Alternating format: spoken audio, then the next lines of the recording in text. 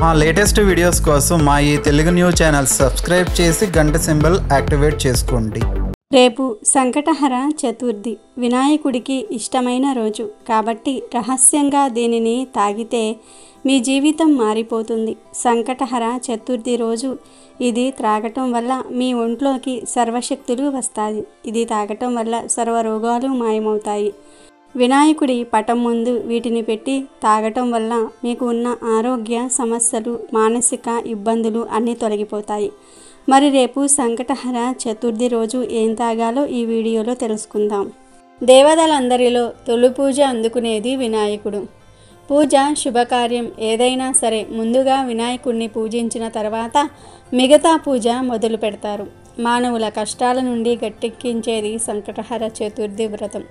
గణపతికి అత్యంత ప్రీతిపాత్రమైన తిథులలో ప్రధానమైనది చవితి తిథి.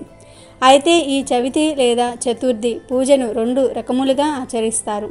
మొదటిది వరద చతుర్థి, రెండవది సంకష్టహర చతుర్థి. అమావాస్య తర్వాత వచ్చే చతుర్థి రోజున చేసే వ్రతమును వరద చతుర్థి అని, పౌర్ణమి తర్వాత వచ్చే చతుర్థి రోజున చేసే వ్రతమును సంకష్టహర చతుర్థి లేదా సంకటహర చతుర్థి వ్రతం అంటారు.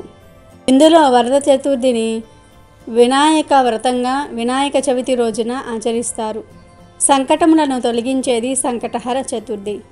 సంకటహర చతుర్థి రోజున వినాయకుడిని పూజించటం వల్ల సకల కోరికలు నెరవేరుతాయి. అందరికీ వినాయకుడు మొదటి ఆరాధ్య దైవంగా ఉంటాడు. ఈ పండుగ తిథి ఏప్రిల్ 27న ఉదయం 8:17 మొదలై ఏప్రిల్ 28 ఉదయం 8:21 ముగుస్తుంది. చంద్రుణ్ణి దర్శించుకునేందుకు శుభముహూర్తం ఏప్రిల్ 27న రాత్రి 9:13. పండుగను ఏప్రిల్ 27 శనివారం రోజు జరుపుకోవాలని పండితులు చెప్తూ ఉన్నారు. మరి ఈ సంకటహర చతుర్థి రోజు వినాయకుడిని ఏ విధి విధానాలతో పూజించాలో ఈ వీడియోలో తెలుసుకుందాము. అలాగే ఈ రోజున రహస్యంగా ఏం తాకాలో కూడా వివరంగా ఈ వీడియోలో తెలుసుకుందాం. అంతకన్నా ముందు మా వీడియో నచ్చితే లైక్ చేసి షేర్ చేయండి. అలాగే మా ఛానల్ని కూడా సబ్స్క్రైబ్ చేసుకొని మాకు సపోర్ట్ చేయండి. ఇక వీడియోలోకి వస్తే సంకటహర చతుర్థి నాడు ఖచ్చితంగా సంకటహర చతుర్థి వ్రతాన్ని ఆచరించాలని పండితులు చెప్తూ ఉన్నారు. అసలు ఈ సంకటహర చతుర్థి వ్రత కథ ఏమిటో తెలుసుకుందాం. ఒకానొక నాడు ఇంద్రుడు తన విమానంలో మృగంటి అనే ఋషి దగ్గర నుంచి ఇంద్రలోకానికి తిరిగి వెళ్తూ ఉండగా ఘర్సేన్ అనే రాజు రాజ్యం దాటే సమయంలో ఆ విమానంపై దృష్టి సారించాడు. అతని దృష్టి సోకగానే ఆ విమానం చటుక్కున భూమిపై అర్ధాంతరంగా ఆగిపోవటం జరిగింది. ఎందుకంటే ఘర్సేన్ అనే వ్యక్తి అనేక పాపములు చేసిన వాడు. అతని చెడు దృష్టి పడగానే విమానం ఆగిపోయింది. ఆ ఇంద్ర విమానం అద్భుతమైన వెలుగులకు ఆశ్చర్యచక్తుడైన ఆ దేశపు రాజు సురసేనుడు గబగబా బయటకు వచ్చి ఆ అద్భుతాన్ని ఆశ్చర్యంగా చూస్తూ ఉండిపోయాడు. అక్కడ ఇంద్రుని చూసి ఎంతో సంతోషానికి లోనైన మహారాజు ఆనందంతో నమస్కరించారు. రాజు ఇంద్రునితో మా రాజ్యంలో విమానం ఎందుకు ఆపినారో కారణం చెప్పండి అని అడిగాడు. అప్పుడు ఇంద్రుడు, ఓ రాజా, మీ రాజ్యంలో పాపాలు అధికంగా చేసిన ఎవరిదో వ్యక్తి దృష్టి సోకి విమానం మార్గమధ్యంలో అర్ధాంతరంగా ఆగింది అని చెప్పాడు. అప్పుడు ఆ రాజు, అయ్యా, మళ్ళీ ఆగిపోయిన విమానం ఎలా బయలుదేరుతుంది అని అడిగాడు వినయంగా. అప్పుడు ఇంద్రుడు, ఇవాళ పంచమి, నిన్న చతుర్థి. నిన్నటి రోజున ఎవరైతే ఉపవాసం చేశారో వారి పుణ్య ఫలాన్ని నాకిస్తే నా విమానం తిరిగి బయలుదేరుతుంది అని చెప్పాడు. సైనికులంతా కలిసి రాజ్యమంతా తిరిగారు, అన్వేషిస్తూ ఉన్నారు. కానీ దురదృష్టవశాత్తు అలా ఎవరూ దొరకలేదు. అదే సమయంలో కొందరు సైనికుల దృష్టిలో ఒక గణేష దూత వచ్చి మరణించిన స్త్రీ మృతదేహాన్ని తీసుకువెళ్ళటం కనబడింది. సైనికులు వెంటనే ఎంతో పాపాత్మురాలైన ఈ స్త్రీని ఎందుకు గణేశలోకానికి తీసుకువెళ్తున్నారని ప్రశ్నించారు. దానికి గణేష దూత, నిన్నంతా ఈ స్త్రీ ఉపవాసం ఉంది, తెలియకుండానే ఏమీ తినలేదు. చంద్రోదయమైన తర్వాత లేచి కొంత తిన్నది.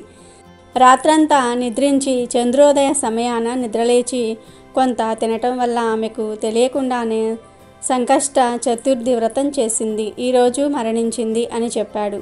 అంతేదాకా ఎవరైనా తమ జీవితకాలంలో ఒక్కసారైనా ఈ వ్రతం చేస్తే వారు గణేశలోకానికి కానీ స్వనంద లోకానికి కానీ చేరుకుంటారు. వారు మరణించిన వెంటనే మేము వచ్చి వారిని గణేష్ లోకానికి తీసుకువెళ్తున్నాం. అప్పుడు సైనికులు గణేశుడి దూతను ఎంతో బ్రతిమలాడారు ఆ స్త్రీ మృతదేహాన్ని తమకిమ్మని.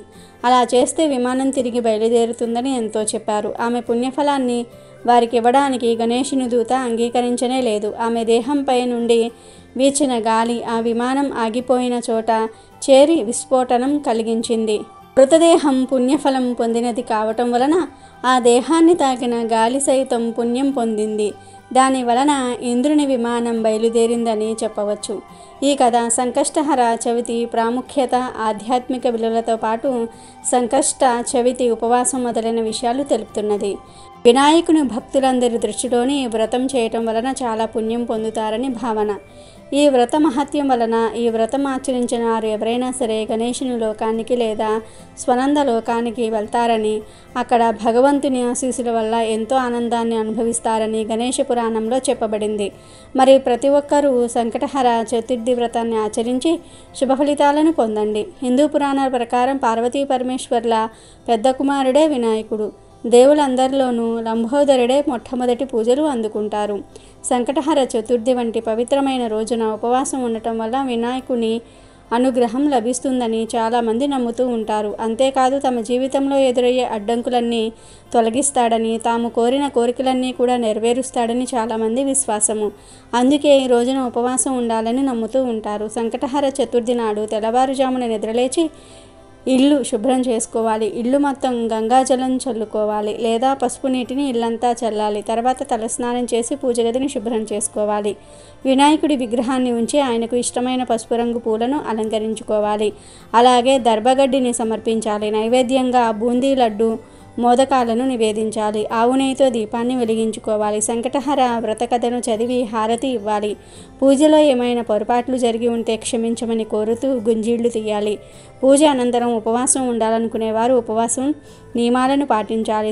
సాయంత్రం కూడా గణేశుడికి తప్పనిసరిగా పూజ చేసి చంద్రదర్శనం తర్వాత ఉపవాసం విరమించాలి. ఉపవాసం విరమించిన తర్వాత సాత్విక ఆహారాన్ని మాత్రమే తినాలి.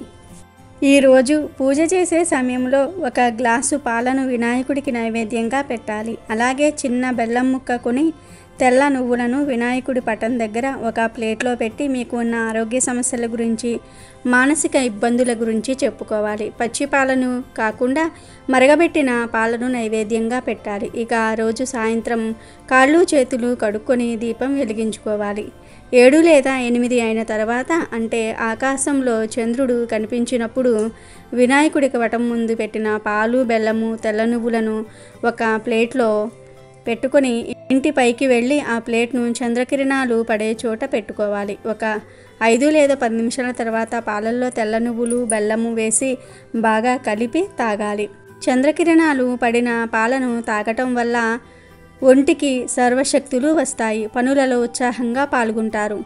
చంద్రుడి అనుగ్రహం కలుగుతుంది. తద్వారా మీకు మానసిక ప్రశాంతత కలుగుతుంది. మనసు స్థిమితంగా ఉంటుంది. విద్యార్థులు, ఉద్యోగాలు, వ్యాపారాలు చేసేవారు ఇలా సంకటహర చతుర్థి రోజు ఈ పాలను తాగితే చాలా మంచిది. ఆలోచనలు స్థిరంగా ఉంటాయి. ఇతర చెడు అలవాట్లపై మనసు పడకుండా ఉంటుంది. మంచి ఆలోచన శక్తిని కలిగి ఉంటారు. ఇవి మీ ఒంటికి మంచి బలాన్ని ఇస్తాయి. రాత్రిపూట వీటిని తాగటం వల్ల చాలా ప్రయోజనాలు కలుగుతాయి. సంకటహర చతుర్థి రోజు వీటిని తాగితే వినాయకుడు మీ జ్ఞానాన్ని వృద్ధి చేస్తాడు. మీకు పనులలో ఎలా విజయాలు సాధించాలో తెలియజేస్తారు. సంకటహర చతుర్థి రోజు ఇవి తాగటం వల్ల మీ జీవితం మారుతుంది. మీ జీవితంలో కొత్త మార్పులు చూస్తారు. ప్రశాంతమైన జీవితాన్ని గడుపుతారు. ప్రతి సంకటహర చతుర్థి రోజు ఇలా పాలను తాగితే మంచి అద్భుతాలను చూస్తారు. మరి ప్రతి ఒక్కరూ రేపు సంకటహర చతుర్థి రోజు వ్రతమాచరించి ఇది తాగండి. ఉపవాసం ఉన్నా ఉండకపోయినా ఇది తాగవచ్చు. భక్తి శ్రద్ధలతో వినాయకుడిని, చంద్రుణ్ణి పూజించి వీటిని తాగి శుభ ఫలితాలను పొందండి. గణేశుడికి ఎంతో ఇష్టమైన రోజు. ఈ రోజు పూజ చేసినా చేయకపోయినా ఈ ఒక్క మంత్రాన్ని పఠిస్తే సమస్యలన్నీ కూడా తీరి ఆటంకాలన్నీ కూడా పోయి అష్టైశ్వర్యాలు కలుగుతాయి. మీరు చేపట్టే పనులలో ఏవైనా ఆటంకాలు ఎదురవుతూ ఉంటే ఆ ఆటంకాలన్నీ కూడా తీరి పనులు దిగ్విజయంగా పూర్తవుతూ ఉంటాయి. మరి ఎంతో శక్తివంతమైన సంకటహర చతుర్థి రోజు ఏ మంత్రాన్ని పఠించాలో ఇప్పుడు మనం ఈ వీడియోలో తెలుసుకుందాము. సంకటహర చతుర్థి అనేది ప్రతి నెలలోనూ వచ్చే గణపతి పండుగ రోజు. కష్టాలు అనేవి ప్రతి మనిషికి ఉంటాయి. డబ్బు ఉన్నవారు, లేనివారు, స్త్రీలు, వృద్ధులు, పెద్దలు, పసిపిల్లలు ఇలా ఎవరి స్థాయికి తగ్గట్లుగా వారికి ఏదో ఒక ఇబ్బంది, ఏదో ఒక కష్టం ఉంటూనే ఉంటుంది. ఆ ఇబ్బందుల నుండి, కష్టాల నుండి లేదా కష్టం నుండి బయటపడడానికి మన శక్తియుక్తులు సరిపోనప్పుడు భగవంతుని సాయం అవసరమైనప్పుడు పూజ చేయటం, వ్రతం చేయటం, నోములు చేయటం చేసుకుంటూ ఉంటారు. తద్వారా భగవంతుని కృప మనకు లభిస్తుందన్న మానసిక సంకల్పంతో, సంతోషంతో మనం మన సమస్యల నుండి సులభంగా బయటపడతాం. ప్రతి నెల ఇలాంటి కష్టాలను పోగొట్టుకోవటం కోసం, మానసిక సంతోషం కోసం విఘ్నాధిపతిని పూజించడానికి ఎంతో ముఖ్యమైన రోజు ఈ సంకష్టహర చతుర్థి. ఇది గణపతికి ఎంతో ప్రీతిపాత్రమైన రోజు. ఈ రోజు కుదిరిన వారు వ్రతం చేసుకుంటే మంచిది. సంకటాలన్నీ కూడా పోతాయి. లేదంటే తోచిన విధంగా గణపతిని పూజించినా కూడా మంచి ఫలితాలు కలుగుతాయి. ముఖ్యంగా ఈరోజు గరికతో, ఎర్రటి మందార పూలతో పూజ చేస్తే గణపతి ఆటంకాలన్నిటినీ కూడా తొలగిస్తాడు. ఈరోజు ఇవేమీ చేయలేని వారు ఉదయం 5 సార్లు, మధ్యాహ్నం 5 సార్లు, రాత్రి చంద్రోదయ సమయంలో 5 సార్లు శ్రీ నమో హేరంబ మమ సంకష్టం నివారాయ నివారాయ అనే మంత్రాన్ని పఠిస్తే మీ సమస్త కోరికలు తీరి మీకు తెలియని అద్భుత శక్తి వస్తుంది. చేసే పనుల్లో విజయాలు మిమ్మల్ని వరిస్తాయి.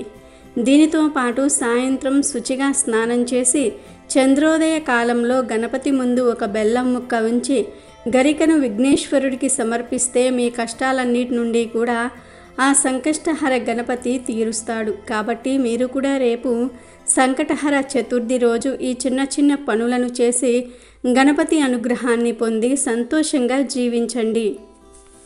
అమెజాన్లో బెస్ట్ డిస్కౌంట్స్ కోసం వీడియో డిస్క్రిప్షన్లో లింకు ఉంది, చూడండి. అలాగే మా టెలిగ్రామ్ ఛానల్ సబ్స్క్రైబ్ చేసుకోండి.